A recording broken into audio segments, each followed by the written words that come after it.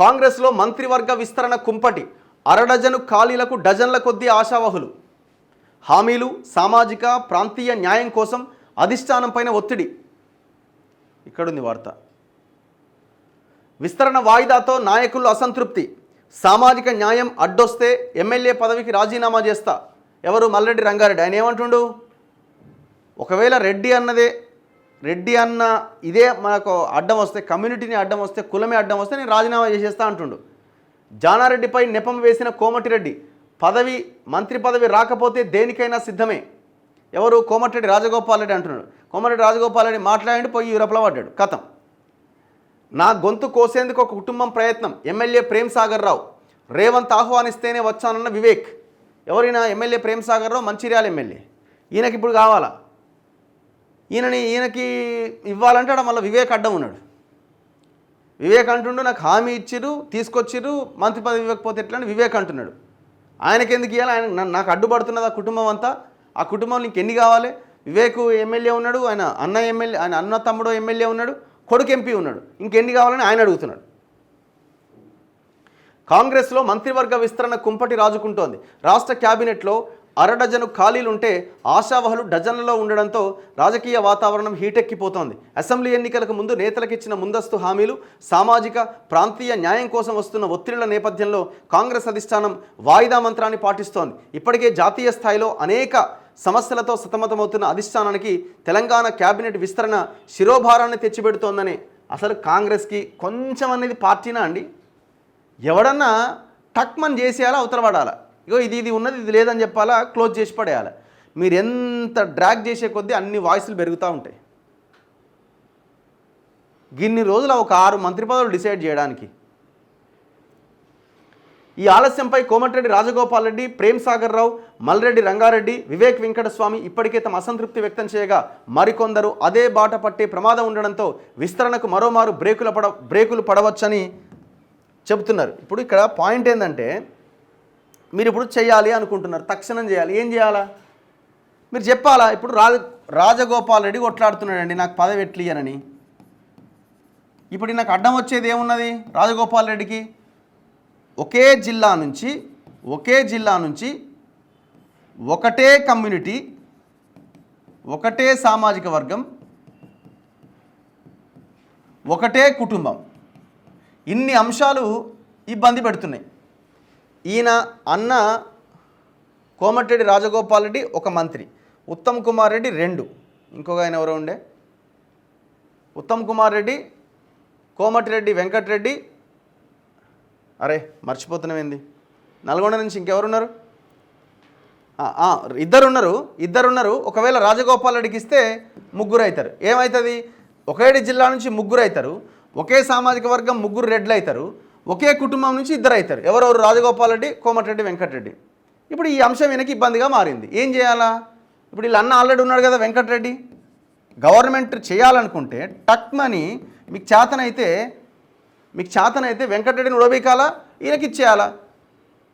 లేదు ఈయన ఉండాలి అని అనుకున్నప్పుడు ఈయనకి ఇవ్వద్దు, డెసిషన్ ప్రకటించాలా? ఇప్పుడు ఈయనేమంటున్నాడు? నాకు చెప్పి తీసుకొచ్చిరు అంటాడు.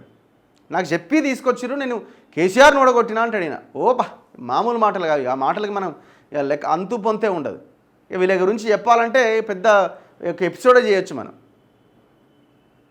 ఇప్పుడు ఆడ నల్గొండ రెడ్లు తన్నుకు వస్తున్నారు. ఇప్పుడు ఆడెవరు? జానారెడ్డి ఉన్నాడు. ఈయనదో పెద్దదిగా. ఇప్పుడు ఈయనకి ముఖ్య సలహాదారు పదవి కావాలన్నాడు రాష్ట్రంలో. ఇప్పుడు ముఖ్యమంత్రి తర్వాత ముఖ్యమంత్రి పదవి కావాలి ఇప్పుడు ఈయనకి జానారెడ్డి. ఇప్పుడు జానారెడ్డికి ఆల్రెడీ 2 కొడుకులు ఉన్నారు.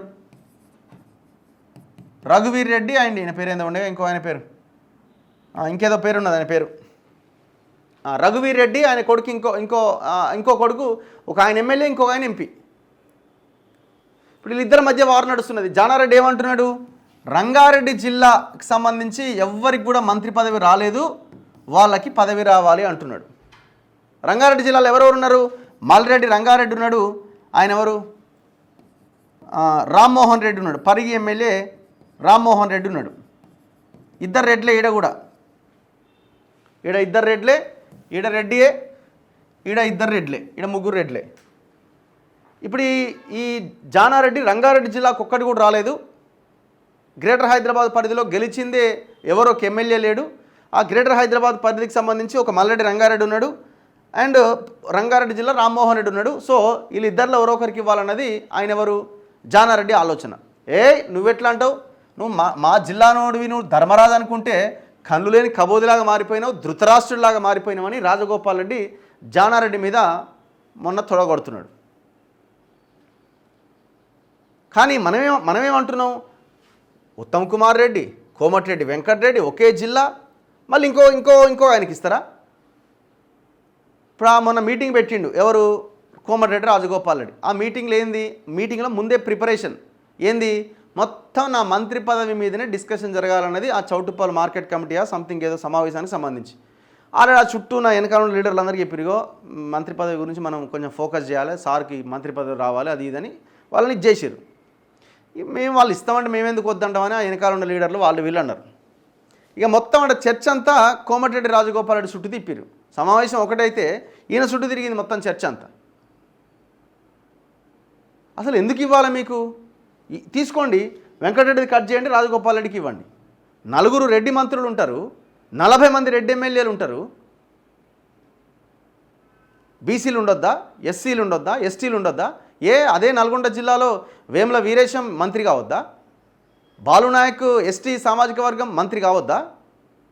మందుల సామెలు మంత్రి కావద్దా? ఎవరు కావద్దు, ఇక మీరే కావాలా? ఒకడే ఒక బీసీ ఉన్నాడు బీర్లా ఇలయ్య, ఆయనకన్నా అవకాశం రావాలి కదా, ఆయన మీ మనిషే కదా. ఇక మళ్ళీ ఏమన్నా మేమే గెలిపించిన వీడు వెనకాల ఉన్న వాళ్ళందరూ అన్నారు.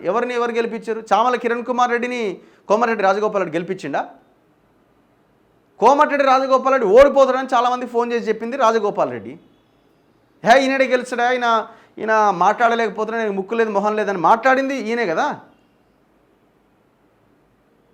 దాని తర్వాత ఈక్వేషన్ మారింది. ఆయన బూర నరసేవాడు కొంత ఆడ బీసీ ఓటు స్ప్లిట్ అయింది, ఇటు బీఆర్ఎస్కి పడ్డది, ఇటు పడ్డది, వీళ్ళు ఇద్దరు కలిసి 5 లక్షలని ఈయన బయటపడ్డాడు. అది వేరే విషయం. అందులో మీ పాత్ర ఏముంది?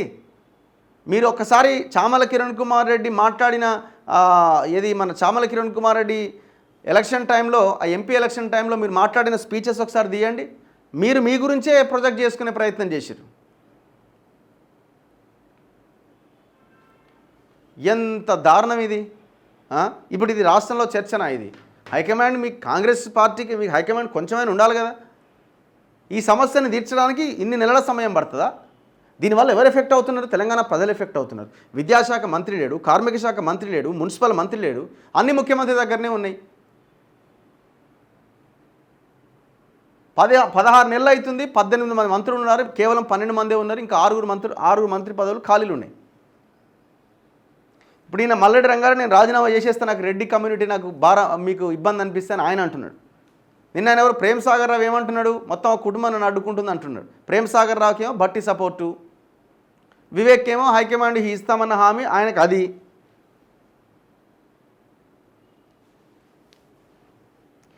మరి ఇప్పుడు ఇంట్లో మిగిలిపోయింది ఇక బీసీ ఎస్సీ ఎస్టీ ఎమ్మెల్యేలని మీరెందుకు మరి సైలెంట్గా ఉన్నారు?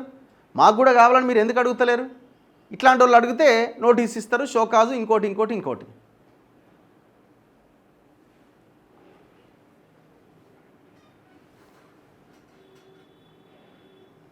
ఇబ్రహీంపట్నం ఎమ్మెల్యే మల్రెడ్డి రంగారెడ్డికి మంత్రివర్గంలో చోటు కల్పించాలని ఎంపీ చామల కిరణ్ కుమార్ రెడ్డి కోరారు.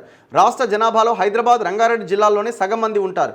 ఆ 2 జిల్లాల నుంచి శాసనసభ కిందికైన ఇబ్రహీంపట్నం ఎమ్మెల్యే మల్రెడ్డి రంగారెడ్డికి మంత్రి పదవి ఇవ్వాలన్నారు. ఆయనకు మంత్రి పదవి ఇవ్వాలని కోరుతూ ఇబ్రహీంపట్నం కార్యకర్తల వాణిని అధిష్టానం దృష్టికి తీసుకెళ్తానన్నారు. ఇప్పుడు చామల కిరణ్ కుమార్ రెడ్డి చెప్పాలా? కోమటిరెడ్డి వెంకటరెడ్డి రాజగోపాల్ రెడ్డి మీటింగ్లో రాజగోపాల్ రెడ్డికి ఇవ్వాలన్నావు, మల్రెడ్డి రంగారెడ్డి మీటింగ్లో మల్రెడ్డి రంగారెడ్డికి ఇవ్వాలన్నావు. రేవంత్ రెడ్డి అంటున్నాడు సుదర్శన్ రెడ్డికి ఇవ్వాలని. ఉన్నాయన్ని 6, సుదర్శన్ రెడ్డికి మంత్రి పదవి, మల్రెడ్డి రంగారెడ్డికి మంత్రి పదవి, కోమటిరెడ్డి రాజగోపాల్ రెడ్డికి మంత్రి పదవి. మరి మీరు చెప్పండి ఎవరికి ఇవ్వాలి అని చెప్తున్నారు, ఎవరికి ఇవ్వద్దు అన్నది చెప్పండి. ఏడికి పోయి ఆ పాట పాడొస్తున్నారు. ఇది ఇంకా గొడవకు దారి తీస్తున్నది తప్ప గొడవను సద్దుమణిగేలాగా ఉన్నదా?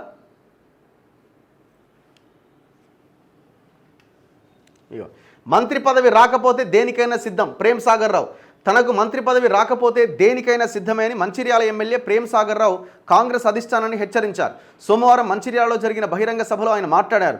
మంత్రి పదవి విషయంలో కాంగ్రెస్ అధిష్టానం తనకు అన్యాయం చేస్తే సహించేది లేదన్నారు. ఉమ్మడి ఆదిలాబాద్ జిల్లాలోని 10 ఏళ్ల పాటు కాంగ్రెస్ బలోపేతానికి తాను కృషి చేశాను. ఈ క్రమంలో ఎన్నో వ్యయ ప్రయాసలకు గురి కావాల్సి వచ్చిందని చెప్పారు.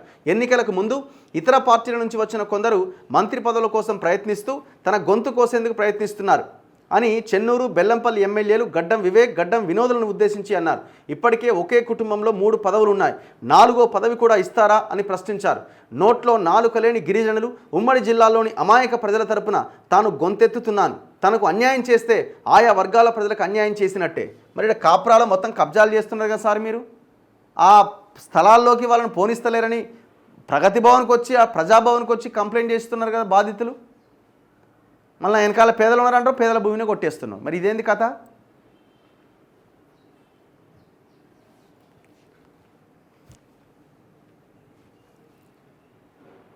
కోమటిరెడ్డి వ్యాఖ్యలతో రాజుకున్న వేడి. ఇప్పుడు వీళ్ళకి ఎందుకు ఇవ్వరని షోకాజు, ఎవరికి ఇష్టం వచ్చినట్టు వాడు మాట్లాడుతుంటే.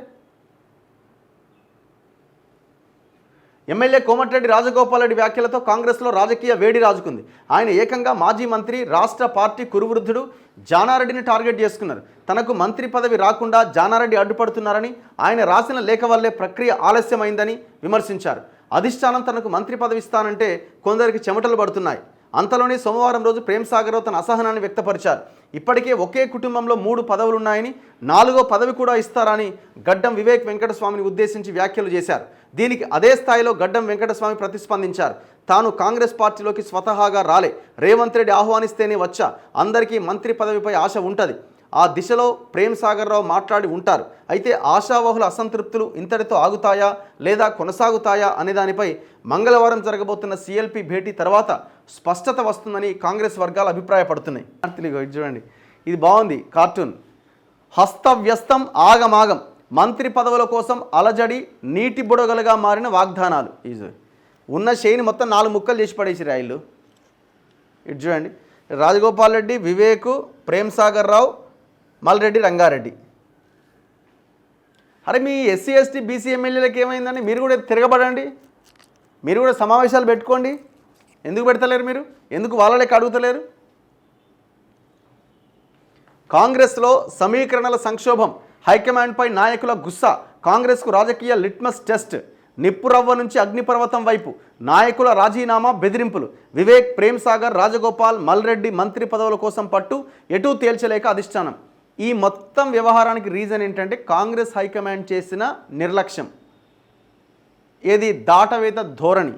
నిర్ణయం ముందుగానే ప్రకటించి ఉంటే ఇంత సమస్య ఎదురయ్యేది కాదు. మీరు అనుకున్న దాన్ని టక్మని అమలు చేసి ఉంటే అయిపోయేది. రాజగోపాల్ రెడ్డికి ఇవ్వాలా, వెంకటరెడ్డి కూడా వీకండి, రాజగోపాల్ రెడ్డికి ఇవ్వండి, అయిపోయా.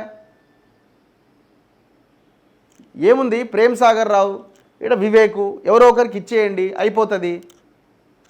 గ్రేటర్ హైదరాబాద్లో ఎమ్మెల్యే లేరు, ఆయన రంగారెడ్డికి ఇస్తారా, ఇంకోరికి ఇస్తారా, తేల్చేయండి. ఎంతసేపు తేల్చడానికి?